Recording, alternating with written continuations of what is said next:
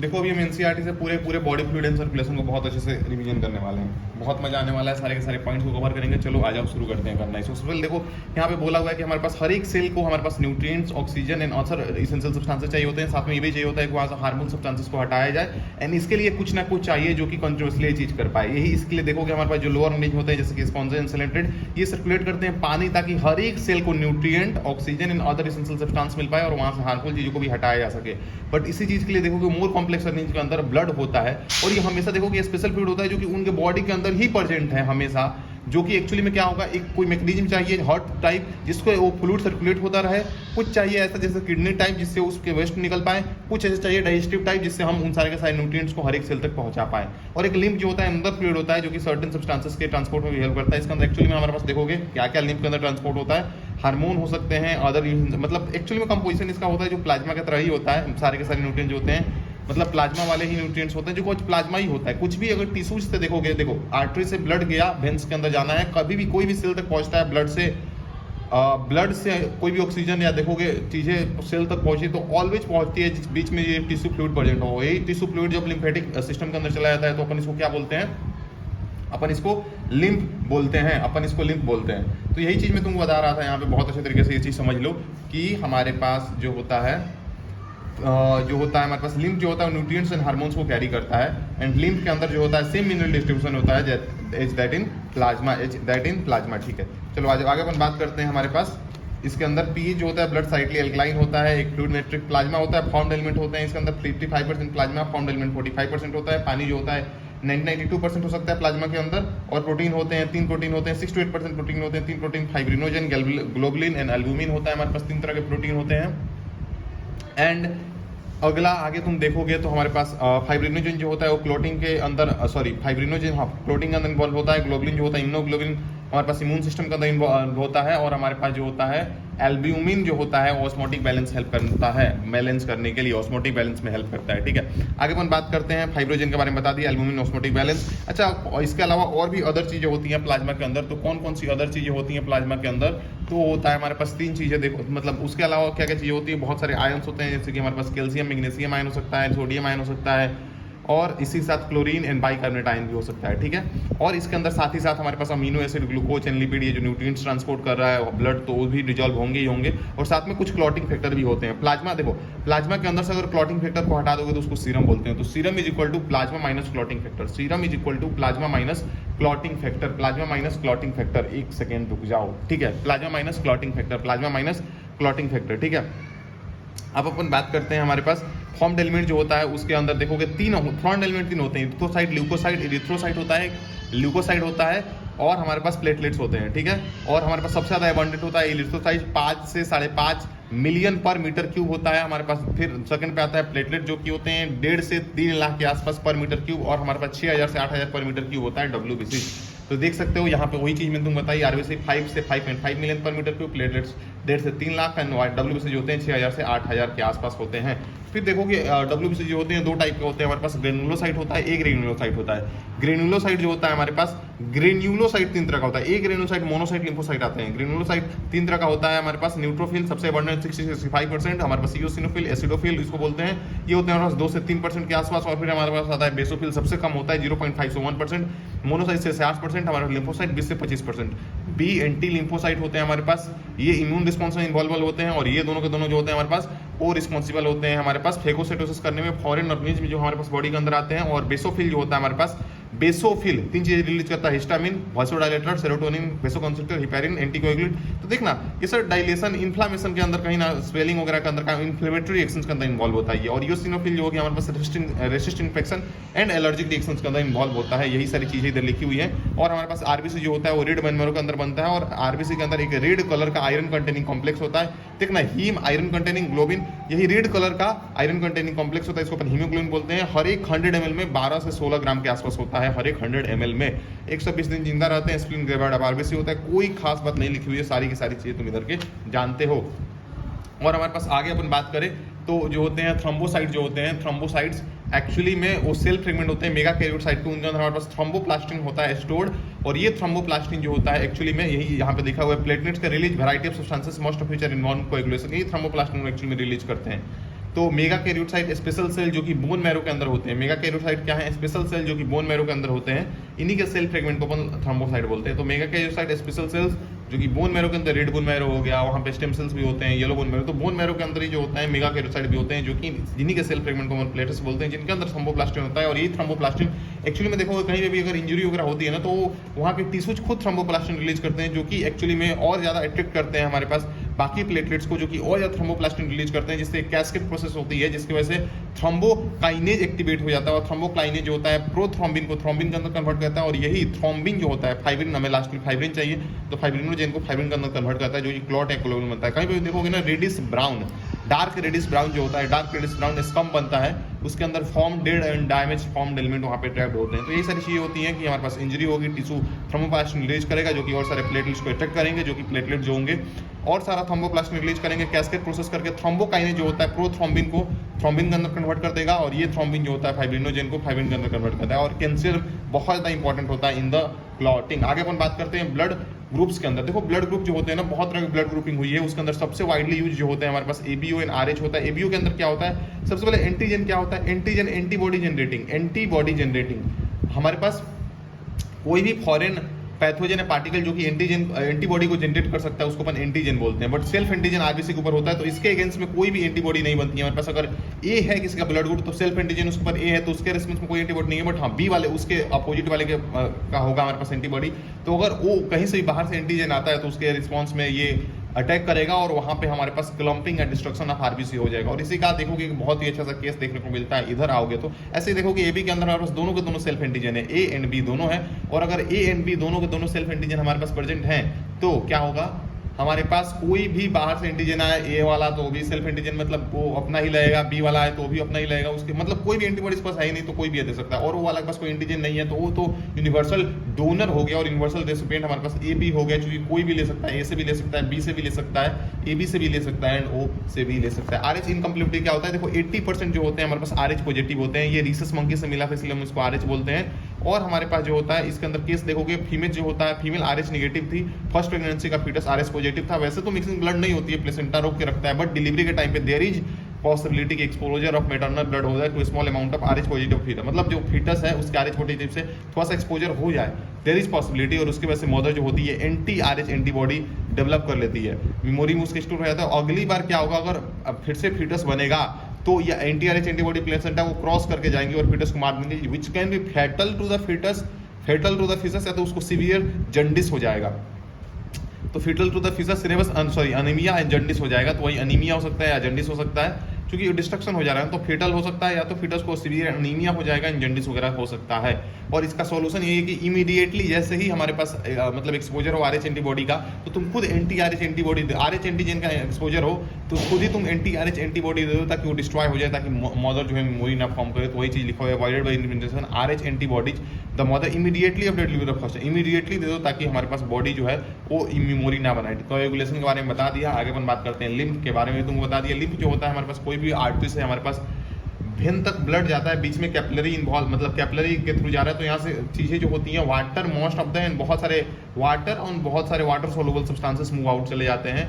यहाँ पे surrounding fluid में वाटर और बहुत सारे वाटर सोलुबल सब्सटेंसेस चले जाते हैं, और ऑलवेज यही इन्वॉल्व होता है हमारे पास ब्लड और सेल्स के बीच में ट्रांसफर के लिए ऑक्सीजन। तो देखो कि इधर लिखा भी तुमको मिल जाएगा कि एक्सचेंज ऑफ न्यूट्रिएंट और gases between the, exchange of nutrient होगा और गैसेस होंगे between the blood and the cells always occur through this tissue fluid. इसको टिश्यू फ्लूइड या इंटरस्टिशियल फ्लूइड या टिश्यू फ्लूइड बोलते हैं, और यही जो हमारे पास लिम्फेटिक वेसल्स के अंदर चला जाता है, इसी को लिम्फ बोलते हैं। फ्लूइड जो होता है लिम्फेटिक सिस्टम के अंदर, इसको अपन लिम्फ बोलते हैं, इसको अपन लिम्फ बोलते हैं। और हमारे पास लिम्फ जो होता है ये इसके मतलब इसके अंदर WBC जो होते हैं, RBC नहीं होता है, मैक्रोप्रोटीन नहीं होता है, प्लेटलेट्स वगैरह नहीं होते हैं, बट थ्रोम्बोप्लास्टिन स्टिल रिलीज होगा ना जहाँ पे डैमेज होगा, तो ये स्लोली कोएगुलेट होता है। और लिम्फ जो होता है इंपॉर्टेंट कैरियर होता है न्यूट्रिएंट हार्मोन का, और लेक्टियल के थ्रू हमारे पास विलाई के अंदर एब्जॉर्ब होता है, मतलब वही मतलब फैट जो होता है वो लेक्टियल के थ्रू इंटेस्टाइनल विलाई के अंदर लेक्टियल होता है, उनसे एब्जॉर्ब होता है। ठीक है, आता है आपको। सर्कुलेटरी पाथवेज क्या होते हैं, देखो दो तरह के सर्कुलेटरी पाथवे होते हैं, ओपन वाला, क्लोज वाला। ओपन टाइप जो होते हैं वो हमारे पास मिलेंगे आर्थ्रोपोड के अंदर, मोलस के अंदर, और जो कि लेस एफिशिएंट है ना। और फिर क्लोज वाला जो आ जाता है, जिसके अंदर ओपन वाले के अंदर क्या होता है, हार्ट पंप करता है ब्लड को, जो कि लार्ज वेसल्स के थ्रू चले जाते हैं हमारे पास स्पेसेस में, जिसको अपन साइनसेस भी बोलते हैं। एनालिट्स एंड कॉर्डेट्स के अंदर देखो क्लोज सर्कुलेटरी सिस्टम होता है, और ये मोर एफिशिएंट होता है बिकॉज यहाँ पे हमारे पास ऑलवेज फ्लूइड जो होता है सर्कुलेटेड क्लोज नेटवर्क में होता है और मोर एडवांस होता है, क्योंकि if the flow of fluid can be more precisely regulated. Totally close flow कर रहा है तो the flow of fluid can be more precisely regulated. फिर आगे बात करते हैं सारे के सारे ऑल वर्टिब्रेट जो होते हैं, देखो उनके अंदर हमारे पास हार्ट होता है, फिशेस के अंदर 2 चेंबर हार्ट होता है जो इसके अंदर एक्चुअली में वो डीऑक्सीनेटेड ब्लड को हमारे पास पंप करता है, जो कि गिल्स के पास जाकर ऑक्सीनेट होकर बॉडी के सेल्स के पास जाते हैं और वहां से बसे सेल्स टिश्यूज के पास जाते हैं, वहां से फिर से वापस डीऑक्सीनेटेड ब्लड हार्ट के पास आता है। एक आर्टरिया एक वेंट्रिकल है। और वही देखोगे अगर रिप्टाइल्स एंड हमारे पास फ्रॉग एम्फीबियंस एंड रिप्टाइल्स के अंदर एक्सेप्ट क्रोकोडाइल 3 चेंबर होता है, जिसके अंदर 2 आर्टरिया है एक वेंट्रिकल है, 2 आर्टरिया है एक वेंट्रिकल है। और ये जो होता है हमारे पास लेफ्ट साइड वाला हमारे पास ऑक्सीजनेटेड ब्लड को डील करता है और मतलब राइट साइड वाला डीऑक्सीनेटेड ब्लड को स्टिल वेंट्रिकल के अंदर आके मिक्सिंग हो जाता है, इसलिए उसको अपन इनकम्प्लीट डबल सर्कुलेशन बोलते हैं, इधर लिखा भी हुआ है। और वही देखोगे हमारे पास बर्ड्स एंड मेमल्स के अंदर या क्रोकोडाइल बोल सकते हो कंप्लीटली 4 चेंबर हार्ट होता है। तो टोटली जो होता है हमारे पास लेफ्ट वाला डीऑक्सीनेटेड ब्लड को डील कर रहा है, राइट वाला हमारे पास टोटली ऑक्सीजनेटेड ब्लड को डील कर रहा है। कहीं पे भी मिक्सिंग नहीं हो रही है, there is no any mixing, 2 separate circulatory pathway work कर रहे हैं, इसीलिए अपन इसको डबल सर्कुलेशन बोलते हैं। आगे अपन बात करते हैं ह्यूमन सर्कुलेटरी सिस्टम के बारे में, इसको अपन ब्लड वेस्कुलर सिस्टम भी बोलते हैं। एक्चुअली में देखोगे हमारे पास हार्ट जो होता है इसके अंदर हमारे पास मेजर ऑर्गन होता है, क्लिंच फिट का साइज होता है, स्लाइटली लिफ्टेड होता है, स्लाइटली टिल्टेड होता है टुवर्ड लेफ्ट। ये प्रोटेक्टेड होता है डबल मेम्ब्रेनस बैग से, जिसको अपन पेरिकार्डियम बोलते हैं, बीच में पेरिकार्डियल फ्लूइड होता है, ठीक है आता है। और साथ में हमारे पास अलग अलग सेप्टम प्रेजेंट होते हैं, 2 आर्टरिया के बीच में इंटर आर्टरियल सिस्टम, 2 वेंट्रिकल के बीच में इंटरवेंट्रिकुलर सिस्टम और आर्टरिया वेंट्रिकल के बीच में एट्रियोवेंट्रिकुलर सिस्टम प्रेजेंट होते हैं। हमारे पास यही सारी चीजें लिखी हुई हैं। और एट्रियोवेंट्रिकुलर सिस्टम यहाँ पे हमारे पास तुमको बता दिया, ये सारी की सारी चीजें आगे तुम रिकॉर्डिंग सुन सकते हो कि इधर हमारे पास ट्राइकस्पिड वॉल्व होता है, राइट साइड इधर बाइकस्पिड वॉल्व होता है, और कोई खास बात नहीं है। ये एपेक्स है, ये एपेक्स है, ये चीज जान लो, ये वाला जो पोर्शन है ये एपेक्स है नीचे वाला। फिर नोडल फाइबर के बारे में, ऐसे नोड जो होता है वो 70 से 75 पर मिनट जनरेट कर सकते हैं, इसको पेस मेकर बोलते हैं। और ये जो होता है हमारा हार्ट बीट करता है, मतलब नॉर्मली जो होता है 7 to 75%, सॉरी नॉर्मली हमारा हार्ट जो होता है बीट करता है 70 से 75, इसको एवरेज अपन 72 बीट बोल देते हैं। ऐसे नोड एबी नोड और हमारे पास बंडल अभी इन पर केंजी फाइबर, यही डिटेल यहाँ पे लिखा हुआ है। और वहाँ पे हमारे पास मसल फाइबर होते हैं, मसल फाइबर या मसल भी बोल सकते हो, वही स्पेशलाइज होते हैं जिसको अपन नोडल टिश्यू बोलते हैं। इसको वजह से हमारे हार्ट जो होता है मायोजेनिक होता है या ऑटो एक्साइटेबल होता है, उसको बाहर से कहीं से भी एक्शन पोटेंशियल या एक्सटर्नल स्टिमुलाई नहीं चाहिए। कार्डियक साइकिल के बारे में मैं बात नहीं करूंगा, ये सारी चीज़ों को आती है। ईसीजी के बारे में थोड़ा सा बात कर लेते हैं, और जो हाईलाइटेड चीजें उनके बारे में बात कर लेता हूँ कि ये चीज एक्चुअली में लबडब वाली जो तुमको बताया था वो भी दिया हुआ है इधर, और साथ में ये भी दिया हुआ है कि वेंट्रिकुलर सिस्टोल जो होता है, एक्चुअली में वेंट्रिकल जब सिस्टोल करना शुरू करते हैं 0.3 सेकंड के लिए, तो क्या होता है प्रेशर क्रिएट होता है, और वो प्रेशर जो होता है पहले क्लोज करता है हमारे पास एवी वॉल्व को, और ज़्यादा प्रेशर बढ़ने की वजह से हमारे पास मैंने बताया था तुमको सेमिनल वॉल्व टाइट होते हैं, तब वो जाके ओपन होते हैं। और एक्चुअली में जब हमारे पास क्लोज हुए एवी वॉल्व तो वहाँ पे लब का साउंड आता है, और जब सेमिनल वॉल्व एक्चुअली में जब ओपन हो जाएंगे बाद में क्लोज होंगे, थोड़ा सा प्रेशर जब गिरेगा तो सबसे पहले हमारे पास सेमिनल वॉल्व, जब मान लो सिस्टोल खत्म हो तो प्रेशर गिरेगा, सबसे पहले हमारे सेमिनल वॉल्व क्लोज होंगे और वहाँ पर डब साउंड आएगा, और फिर एवी वॉल्व ओपन हो जाएंगे, क्योंकि हमारे पास एट्रिया के अंदर जो ब्लड होगा आया होगा अब तक पैसिव फीलिंग के मतलब आया होगा अब तक उनमें जो होगा, कहाँ से आया होगा superior vena cava and pulmonary vein के through respectively right and left atria के अंदर, तो वहाँ से हमारे पास ब्लड का वजन के वजह से नीचे आते हैं। एक्चुअली में यही सारी बकवास लिखी हुई है और कुछ नहीं लिखा हुआ है। बाकी स्ट्रोक वॉल्यूम जो होता है वो सारी चीज़ें, स्ट्रोक वॉल्यूम जो होता है 70 ml होता है पर बीट के साथ। एक वेंट्रिकल कितना निकाला है, कार्डियक आउटपुट, एक वेंट्रिकल जो होता है हमारे पास 1 मिनट के अंदर कितना आउट कर रहा है उसको कार्डियक आउटपुट बोलते हैं। तो सारी चीज़ें लिखी हुई है इसी चीज़ के बारे में। और हाँ, लब एंड डब साउंड के बारे में बताया तो है, देख यहाँ पे लब साउंड लिखा हुआ, फर्स्ट थर्ड साउंड लब होता है, associated closure of tricuspid valve and bicuspid valve जिसको अपन बोलते हैं, वहाँ से लब आता है। Dub sound closure of seminal valve, वही सारी चीज़ें बताई। और ये जो होता है this sound clinical diagnosis significance होता है इनका ऑफ कोर्स। अब अपन ईसीजी के बारे में बात कर लेते हैं। इलेक्ट्रिकल ईसीजी जो होता है, अब ये ईसीजी भी तेरे को मालूम है कि ग्राफ जो होता है एक मशीन है, ग्राम जो होता है एक्चुअली में वो ग्राफ है, एक्चुअल वाला ग्राफ है। यहाँ पे जो होता है हमारे पास डीपोलराइजेशन, ये सब चीज़ तुमको मालूम है अच्छे तरीके से कि यहाँ तक एट्रियल सिस्टोल जाता है, ये वेंट्रिकल सिस्टोल यहाँ तक जाता है। स्टिल एनसीईआरटी ने इसको बोल दिया कि ये वेंट्रिकुलर यहाँ पे रीपोलराइजेशन हो रहा है, और इसको अपन काउंट करके बता सकते हैं टोटल नंबर ऑफ कितने बीट हैं। थोड़ा सा रिपोलराइज करना शुरू करता है इसलिए इसको अपन रिपोलराइज बोल रहे हैं। तो ये सारी चीज़ें लिखी हुई हैं और कुछ नहीं है। और number of QRS heart beat को बता सकते हैं। टी वेव जो होता है वो रिप्रेजेंट करता है ventricle from excited to normal state आना शुरू करते हैं तो रिपोलराइजेशन होता है। स्टिल टी वेव के एंड तक हमारे पास सिस्टोल होता है। तो ये सारी चीज़ें लिखी हुई हैं। और हाँ, स्टैंडर्ड लीड होता है, ऑल्दो चेस्ट रीडिंग बहुत सारे लीड कनेक्ट कर सकते हैं फॉर मोर डिटेल चीज़ों के लिए। देखो यहाँ पे लिखा हुआ है अच्छी तरीके से कि हमारे पास 3 एक्चुअली में लीड कनेक्ट करते हैं, 2 हमारे पास रीड से, 1 लेफ्ट एंकल से करते हैं। एग्जैक्टली सही बात है। और हमारे पास डिटेल्ड एवेल्यूएशन के लिए बहुत सारे चेस्ट रीजन में हमारे पास लीड को अटैच कर सकते हैं। ये सारी चीज़ें लिखी हुई हैं और कोई खास चीज़ नहीं लिखी है। डबल सर्कुलेशन के बारे में बात करते हैं तो हमारे पास सबसे पहले यहाँ पे बताया हुआ है कि अंदर वाला जो होता है हमारे पास ट्यूनिका इंटीमा बोलते हैं, और जो कि स्क्वामस एपिथेलियम होता है, ऑब्वियसली एंडोथेलियम होता है, स्क्वामस एंडोथेलियम। फिर हमारे पास स्मूथ लेयर आता है जहाँ पे इलास्टिक फाइबर्स होते हैं और सबसे बाहर में कोलाजन फाइबर होते हैं, एंड हमारे पास फाइबरस कनेक्टिव टिश्यू होता है। तो ये सारे मिडिल के अंदर स्मूथ मसल जो होते हैं, इलास्टिक फाइबर होते हैं, कोलाजन फाइबर सबसे ट्यूनिका एक्सटर्नल के अंदर होता है, इन फाइबर्स कनेक्टिव टिश्यू होते हैं। ये सारी चीज़ें लिखी हुई है, ठीक है। एंड ऑक्सीजनेटेड ब्लड जो होता है आयोटा से जाता है आर्टरीज के अंदर, फिर एट्रियोल्स के अंदर, फिर कैपिलरीज के अंदर, वहाँ टिश्यूज के अंदर। आयोटा से कहाँ जाता है? आर्टरीज के अंदर, आर्टरी से और छोटे हुए आर्ट्रियोल्स, और छोटे कैपिलरीज, और वहाँ से वेन्यूल्स से वेन्स आता है, और वेन्स से और बड़ा वेना कावा, फिर आ जाता है राइट एट्रियम में। कोई खास बात नहीं। और एक स्पेशल हमारे पास यूनिक, इधर लिखा हुआ है यूनिक हमारे पास कनेक्शन एग्जिस्ट करता है। इसको अपन हिपैटिक पोर्टल सिस्टम बोलते हैं, जो कि होता है हमारे पास एक्चुअली में देख वेन, हिपैटिक पोर्टल वेन जो होता है इंटेस्टाइन से ब्लड लेके आता है लीवर के अंदर, और साथ ही साथ एक और स्पेशल कनेक्शन होता है जो कि कोरोनरी सर्कुलेशन होता है। हार्ट का खुद का सर्कुलेशन, कोरोनरी सर्कुलेशन, वही चीज़ यहाँ पे बताई हुई है कि specialise coronary system of blood vessel present होते हैं जो कि स्पेशली रिस्पॉन्सिबल होते हैं for the circulation of blood to and fro from the cardiac musculature या कार्डियक मसल्स। कोई खास बात नहीं है। अगर हम बात करते हैं रेगुलेशन ऑफ कार्डियक एक्टिविटी के बारे में, बहुत सिंपल सी बात है कि मेडुला ऑब्लांगेटा, देख सबसे पहले हमारे पास जो होता है ऑटोनोमिक नर्वस सिस्टम, एक होता है सिंपैथेटिक और एक होता है पारासिम्पैथेटिक।